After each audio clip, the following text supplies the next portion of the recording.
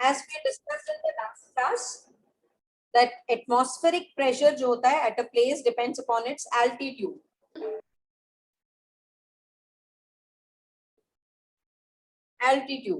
So atmospheric pressure reduces as we go on high altitudes. As you go higher and higher up on the mountains, you will find that your ears pop. ये आवाज हमें आती है, ये common experience है, हमें ठीक तरह सुनाई नहीं देता है. The pressure difference when it occurs, this happens because जो air pressure around your ears है वो decrease कर जाता है, and there is an imbalance between the pressure inside and outside your ears, and thus you hear that pop sound, and after some time you will feel all right, you can hear properly. So mountaineers जो होते हैं, they also suffer from bleeding of nose at high altitudes because pressure जो है, it is exerted by the blood in the body becomes much higher than the pressure outside. हमारी body का अपना own एक pressure है और जो बाहर का प्रेशर है दैट इज डिफरेंट. सो जैसे जैसे हम हाई एल्टीट्यूड्स पे जाते हैं ये प्रेशर डिक्रीज करता है एंड हेंस नोज ब्लीडिंग, जो बहुत फाइन कैपिलरीज होती है हमारी नोज में, बहुत ही फाइन ब्लड वेसल्स जिनको हम कैपिलरीज कहते हैं, जिनके बारे में हमने क्लास 7th में पढ़ा हुआ है, ये ब्लीड करने लग जाती हैं. They rupture because of that imbalance of the pressure inside our body and outside our body. तो इस प्रेशर डिफरेंस के कारण ऐसा होता है. और भी इफेक्ट्स हैं एटमॉस्फेरिक प्रेशर के. रबर सकर जो होते हैं that is used as hangers to be pressed on the surface of अलमीराज. अगर तो सरफेस ऐसा स्मूथ है, बिल्कुल स्मूथ है, and you will press them hard, all the air inside them gets removed and the atmospheric pressure from the surrounding will work on it and keep the sucker stuck to the wall or अलमीरा.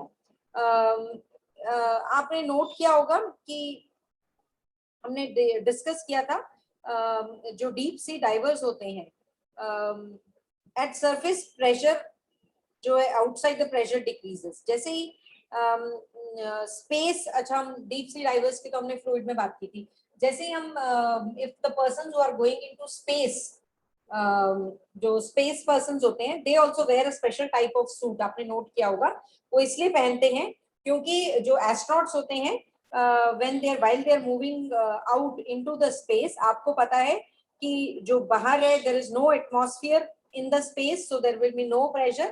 और हमारी body का already एक internal pressure होता है. तो हमारी bodies जो है, स्पेस पर्सन जो होता है उसकी, एस्ट्रोनॉट की बॉडी जो है वो बर्स्ट हो सकती है अगर वो स्पेशल सूट नहीं पहनेंगे, बिकॉज हमारी बॉडी का pressure inside it is some pressure it is having and there is no pressure outside. ठीक है ना. तो imbalance के कारण ऐसा हो सकता है. तो एस्ट्रोनॉट्स को स्पेशल सूट पहनने पड़ते हैं to maintain that normal atmospheric pressure for his body as there is no atmosphere in the space. That is all with the atmospheric pressure and this chapter force and pressure. Now we will continue with the chapter friction, the last chapter. Friction we'll continue. We have studied a bit of friction in chapter force and pressure also, about the frictional force. It is the force which resists motion, right? So it can be defined as a force that opposes motion of an object. Friction जो है, it always acts in the direction opposite to the motion and tends to stop the moving object. It can prevent stationary object from moving. अगर कोई object stationary है, पड़ा हुआ एक जगह पे, तो it is the friction which is preventing it to move. अगर कोई object motion में है, तो it prevents or it resists its motion. ठीक है? And it is the friction which is acting in a direction opposite to the motion of the body.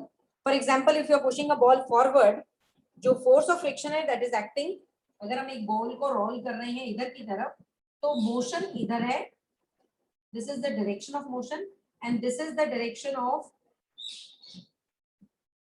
Frictional force. क्योंकि वो opposite direction में act कर रहा है, so it tends to stop the moving ball. ठीक है. तो this is friction. Winters में आपने देखा हुआ है, हम अपने हैंड्स रब करते हैं. ठीक है. तो friction is caused by rubbing your hands together to produce heat also. So we can conclude force, friction is a force that opposes motion and produces heat. we can say that you can define it as force that opposes motion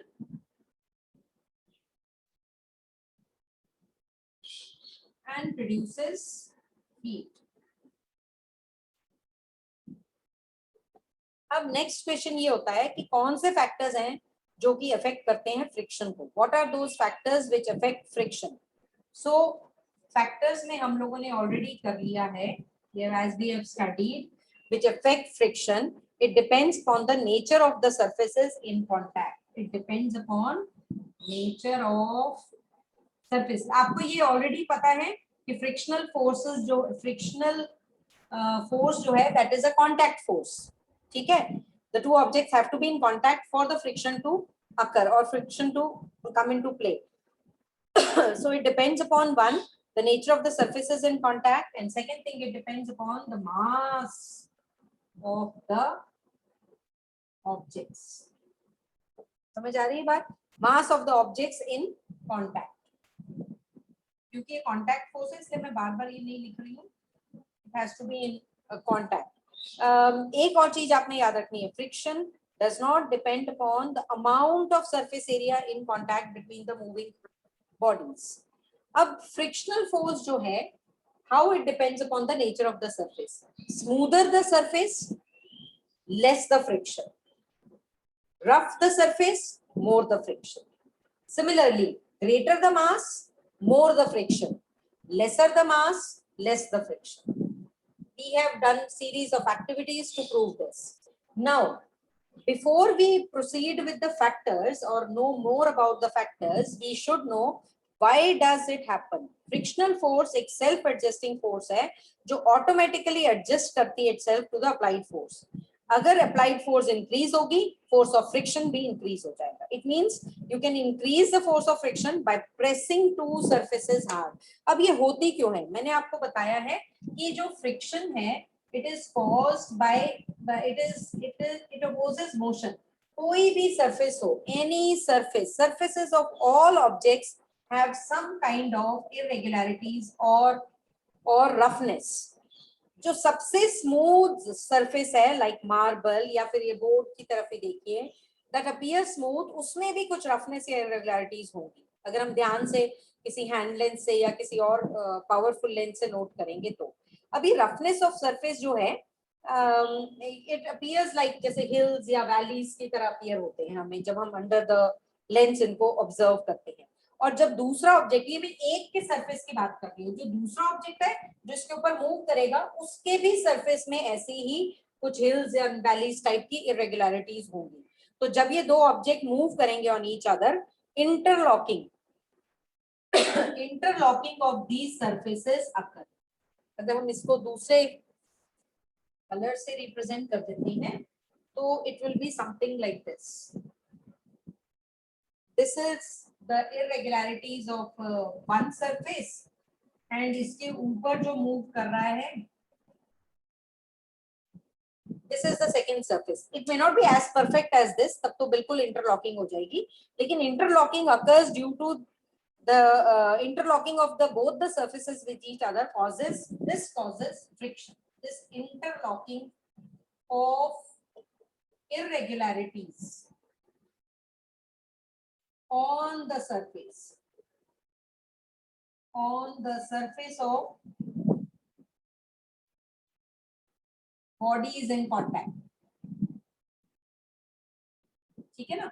जब वो एक दूसरे के साथ ये irregularities, क्योंकि वो वैल्स ऐसे इंटरलॉक हो जाएंगी तो इट विल रेजिस्ट मोशन. आप ट्राई कीजिए, you cannot move your hand अगर आप ऐसे इंटरलॉक करते हैं. ठीक है, तो this is the cause for friction. ये इंटरलॉकिंग जो है, that is the cause for interlocking of irregularities is the cause for friction.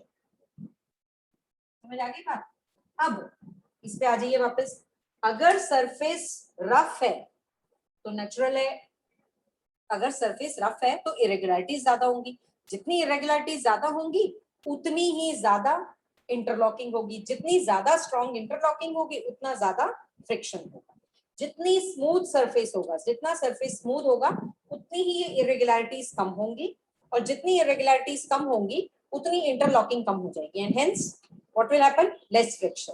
Similarly mass of the object, जितना हार्ड दो ऑब्जेक्ट्स प्रेस्ड होंगे अगेंस्ट ईच अदर, अगर ज्यादा wait है तो ज्यादा strongly the object will be pressed against the other surface on which it is moving, और जितना वो स्ट्रांगली प्रेस्ड होगा उतना ज्यादा इंटरलॉक्ड होगा और उतना ही ज्यादा फ्रिक्शन होगा. अगर ऑब्जेक्ट को मूव करना है then sufficient force has to be applied to overcome these interlocking and hence overcome friction. आप लोगों ने नोट किया होगा कि if you have to push an empty plastic chair you can push it easily, but अगर आपको एक maybe your box bed you have to move it, bed पूरा move करना है, you will not be able to do it that conveniently. तो this shows, क्योंकि मास जो है एक एम्प्टी चेयर और एक बॉक्स बेड की ज्यादा है, एम्प्टी चेयर से ज्यादा है, इसीलिए it is more strongly pressed on to the interlockings of the floor and hence it is difficult to move, more friction. But in case of an empty chair there is less amount of weight, so it is less strongly pressed towards the surface, less interlocked between the irregularities and hence less friction. All right, now this is all cause and factors, दोनों आपने discuss कर लिए friction के. अब next आता है कि what are the different types of friction. लोगों ने ऑलरेडी पढ़ा हुआ है different types of friction. Friction जो है it is of 3 types: static,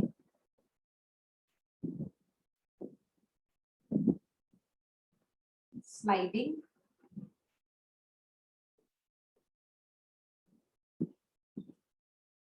and rolling.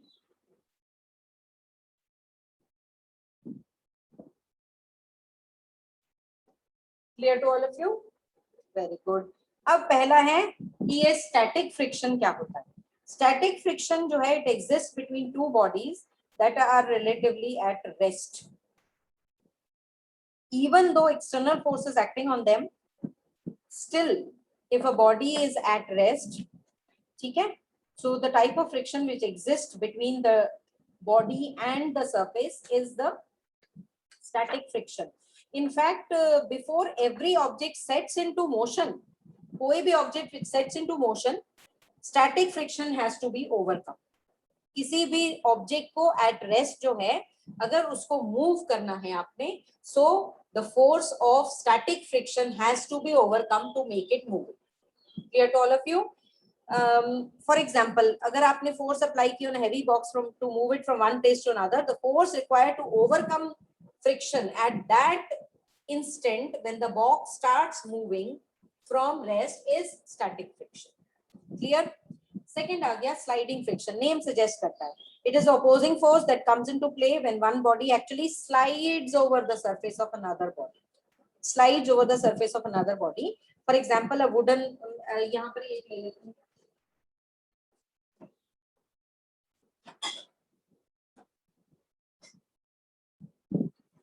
If this book has to be moved over, slided over this is sliding friction. So it is an opposing force that comes into play when one body actually slides over the surface of another body. ठीक है.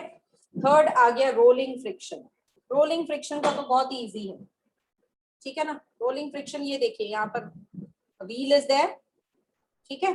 तो ये जो opposing force है that comes into play when one body actually rolls over the surface of another body. ठीक है. For example roller skaters जो होते हैं, दैट इज वन एग्जाम्पल. ठीक है. उनके नीचे व्हील्स होता है, help in moving very fast. Skaters देखे हुए आप लोगों ने? Very good. Always remember static friction is more than rolling friction and sliding friction. ठीक है. Sorry, static friction is more than sliding and rolling friction. ठीक है. Rolling friction is always less than sliding friction. So static friction जो है that is, it is always like this. Clear to all of you? All right. Now comes another type of friction which is also a part of friction, is fluid friction. जिसको हम कहते हैं drag. इसके साथ ही हम पढ़ रहे हैं क्योंकि it is also another type of friction. अब फ्लूइड नाम सजेस्ट करता है, लिक्विड गैसेस जो होते हैं उनको हम कहते हैं फ्लूइड। लिक्विड और गैसेस को हम क्या कहते हैं? फ्लूइड्स। इनको हम कहते हैं फ्लूइड्स, ठीक है। All fluids exert force of friction on the objects that move through them. मतलब जो भी ऑब्जेक्ट लिक्विड और गैसेस के थ्रू मूव करेंगे उनके ऊपर लिक्विड और gases force of friction apply करेंगे और इसको हम कहते हैं drag. Frictional force exerted by liquids and gases depends upon the shape, the material and the speed of the moving object. Shape, material and speed of the object.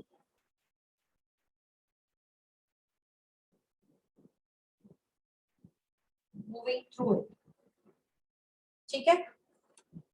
Objects जो जिनकी streamline shape होती है, streamline shape जैसे narrow at the ends and thicker at the middle, इसको streamline shape कहते हैं। तो जिनकी स्ट्रीमलाइन शेप होती है they experience less friction, less drag. इस शेप के जो भी चीजें होती हैं दे एक्सपीरियंस लेस ड्रैग। और ऐसे जब वो मूव करेंगे, इस शेप के साथ जब वो मूव करेंगे आइदर थ्रू लिक्विड और through gases, they will move faster, उनकी स्पीड ज्यादा हो जाएगी, ठीक है। तो it depends upon the shape, the material and the speed. Now it is for this reason जितने भी बोट्स हैं, शिप्स हैं, वो स्ट्रीमलाइंड है। ऑटोमोबाइल्स, जब मेट्रो ट्रेन देखते हो वो बहुत फास्ट है। जो आप जापान की जो फास्ट मूविंग बुलेट ट्रेन देखते हो उनकी शेप देखिए आगे से, हमारी जो ट्रेन है उनके आगे से शेप देखिए, it is having a flatter engine और सिलिंड्रिकल वन। तो क्या होता है कि उनकी स्पीड जो है उतनी ही कम होती है, लेकिन बुलेट ट्रेन की स्पीड बहुत ज्यादा होती है। बुलेट ट्रेन की स्पीड जो ज्यादा होती है वो आगे से देखिए उसकी शेप कैसे करती है उन्होंने, ऑलमोस्ट वेरी नैरोइंग, ठीक है ना। तो जितना आप उसकी शेप को स्ट्रीमलाइन करेंगे उतना ऑब्जेक्ट की स्पीड जो है वो इंक्रीज कर जाएगी। इसीलिए जो एरोप्लेन्स होते हैं उनकी स्पीड बहुत हाई होती है, जो हमारी मेट्रो ट्रेन है उनकी उनको स्ट्रीमलाइन किया जा रहा है, ठीक है। तो स्ट्रीमलाइन शेप जो होती है फिश की, बोट की, सबमरीन की, ठीक है, फिश की जो होती है वो able to move easily in water क्योंकि वो minimising fluid friction. Aeroplanes, rocket, missiles देखिए बहुत दूर तक जाते हैं, बहुत तेजी से जाते हैं, क्यों जाते हैं? They have a streamline shape. Rockets देखिए ऊपर की तरफ जो रॉकेट्स आ रहे हैं उनको भी शेप स्ट्रीमलाइन की है, बुलेट की तरह उनकी शेप की हुई है, so that they move easily through the air which causes friction. अब fluid friction you have studied. Now next comes what are the advantages of friction. एक सिचुएशन इमेजिन कीजिए जहां पर कि टोटल फ्रिक्शन अर्थ के ऊपर से खत्म हो गया, पूरा फ्रिक्शन अर्थ के ऊपर से खत्म है। आपने ऐसा किया कि एक बॉल ली, इमेजिन अ सिचुएशन जहां पर कि आपने सरफेस पे फ्रिक्शन बिल्कुल खत्म हो गया, जीरो, बिल्कुल स्मूथ हो गया। आपने एक बॉल ली और उसको रोल कर दिया, how do you think it will, कितनी दूर तक जाएगी?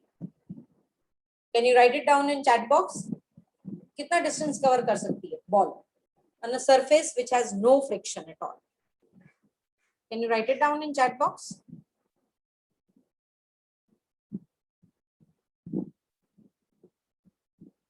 इमेजिन अ सिचुएशन,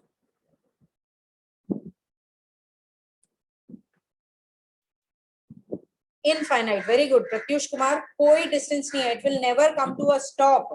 वो स्टॉप ही नहीं हो सकती क्योंकि फ्रिक्शन नहीं है उसमें। It will not be, there be very long, very long means infinity, कितनी दूर तक भी वो मूव करती रहेगी। Very good, you have understood the chapter friction my dear.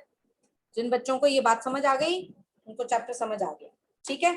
अब हम इस फ्रिक्शन ऑलवेज एडवांटेजेस और it has certain disadvantages also. So before we start with disadvantages, let us start with advantages of friction.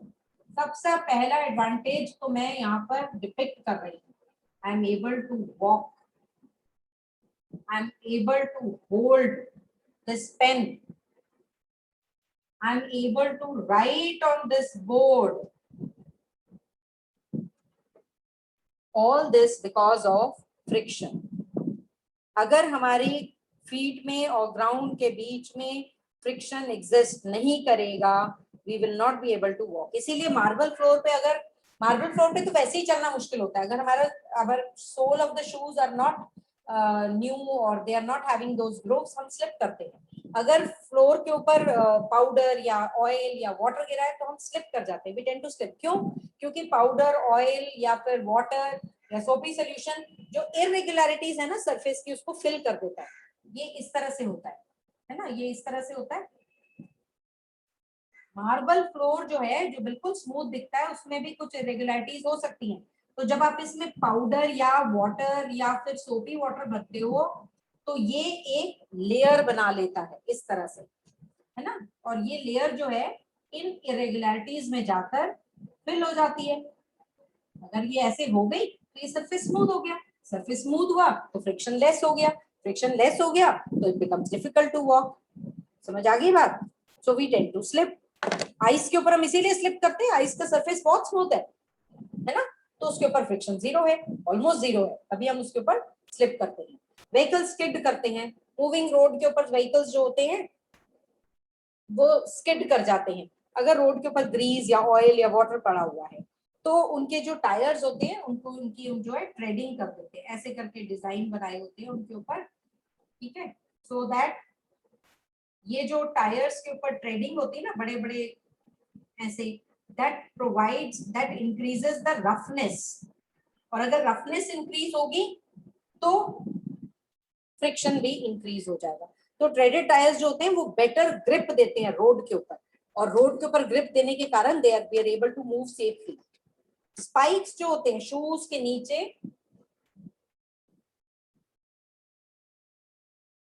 Shoes के नीचे ऐसे spikes बने होते हैं, नॉट एग्जैक्टली लाइक दिस, थोड़ा मैंने रफली बनाया है, पर ये जो स्पोर्ट्स पर्सन एथलीट पहनते हैं उनके स्पोर्ट्स शूज के नीचे स्पाइक्स होते हैं। स्पाइक्स से जो सरफेस होता है वो रफ हो जाता है, सो दे आर एबल टू, जब वो मूव करते हैं ना तो उनको एक ग्रिप मिलती है, एंड जब वो मूव करेंगे फॉरवर्ड तो उनकी, they don't tend to slip and they can move with greater speed. और हम लोग लिख रहे हैं, होल्ड कर रहे हैं चीजें। ब्रेक्स बहुत अच्छा एग्जांपल है, brakes, we are able to apply brake pads जो लगे होते हैं, उसके कारण हम एक मूविंग व्हीकल को स्लो डाउन कर सकते हैं, स्टॉप कर सकते हैं, ठीक है, क्योंकि there is a friction between brake shoe and wheels. अगर आपने साइकिल में देखा होगा तो ऐसे करके ये जो रिम होता है ना, इसके साथ में ही यहाँ पर लगा होता है, ये एक स्पोक्स में यहाँ पर एक ऐसे रेक्टेंगुलर सा पीस होता है जो कि उसको स्टिक कर देता है। जब आप ब्रेक खींचते हैं तो it goes and sticks to the wheel and then it restricts its motion. आप धीरे धीरे लगाएंगे तो थोड़ा टच होगा तो उसकी स्पीड को कम कर देगा। तो ब्रेक पैड्स या ब्रेक शूज जो होते हैं they also help in applying brakes and making it vehicles to stop or slow down. Braking और इजी हो जाता है अगर टायर्स थ्रेडेड होंगे। मैच स्टिक को आप फायर तभी कर सकते हो अगर फ्रिक्शन होगा, force of friction between the match head and the surface on which it is struck. तो इतने सारे एडवांटेजेस और भी जो हमने डिस्कस किए, there are certain disadvantages also. सारे एडवांटेजेस नहीं है, इतने सारी चीजों के बीच में डिसएडवांटेजेस भी है फ्रिक्शन। सबसे पहले it causes wear and tear of the surface. जो भी सरफेसेस इन कांटेक्ट हैं उनका वेयर एंड टेयर होता है, सोल ऑफ शूज गिर जाते हैं, टायर्स गिर जाते हैं, मशीन के पार्ट्स जो होते हैं वोर्न आउट हो जाते हैं, that is all due to friction. Damage to machines, एक तो इट प्रोड्यूसेस हीट,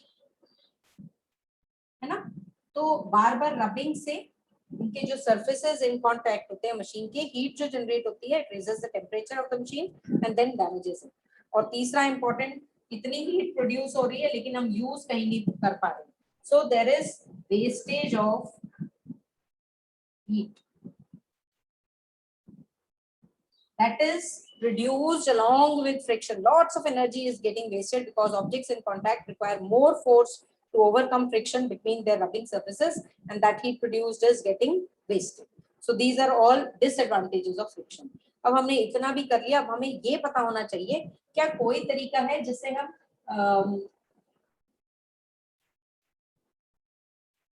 फ्रिक्शन को इंक्रीज या डिक्रीज कर सकते हैं।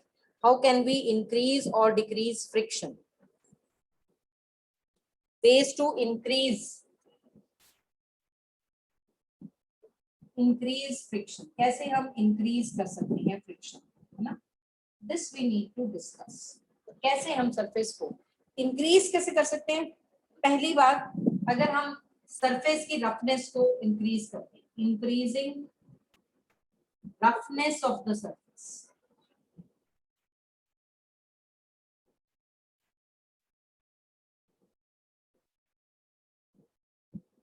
ठीक है ना, अगर हम सरफेस को रफ बना देते हैं फ्रिक्शन इंक्रीज कर जाता है। सबसे ये इजी मेथड है, कॉमन मेथड है।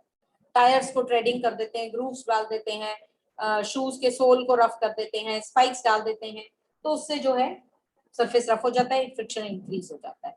अगर हम सरफेस को ड्राई कर देते हैं, ड्राई सरफेस जो है दैट आल्सो इंक्रीजेस फ्रिक्शन, क्योंकि हमने पढ़ा है अगर हम वेट कर देंगे, पानी डालेंगे तो उससे जो इरेगुलरिटीज हैं फिल हो जाएंगी। अगर सरफेस ड्राई होगा तो इरेगुलरिटीज एज सच होंगी, और ड्राई सरफेस जो है वो ज्यादा फ्रिक्शन कॉज करेगा। इसलिए हम सैंड, ग्रेवल, ये हम स्लिपरी ग्राउंड पे फेंक देते हैं। हमारे school ground if you recall, तो वहां पर भी हमने सैंड फेंकी हुई है, so that people don't students don't tend to slip, ठीक है, specially in rainy season. Gymnast को देखा होगा, वो अपने हाथ के ऊपर एक कोर्स सा पाउडर, या जो कबड्डी खेलते हैं प्लेयर्स, वो एक रफ सा पाउडर अपने हाथ के ऊपर लगाते हैं, so that they have a better grip even for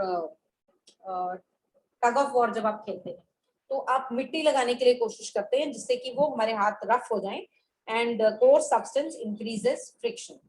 the third one is use of brake pads.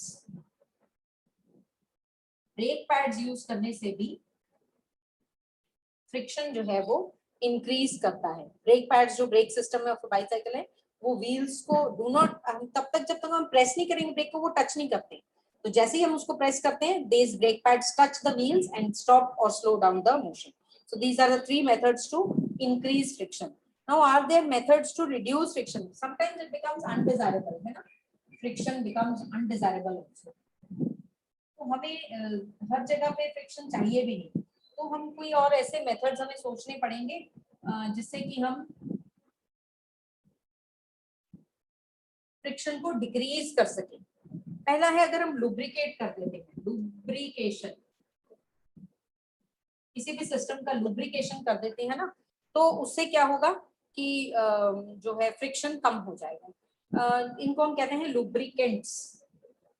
Lubricants हम यूज करते हैं, लुब्रिकेंट्स जैसे कि ऑयल, ग्रीस, कंट्री ग्रीस नहीं, ग्रीस की बात कर रही हूँ जो हमारी साइकिल चेन्स के ऊपर लगाई जाती है।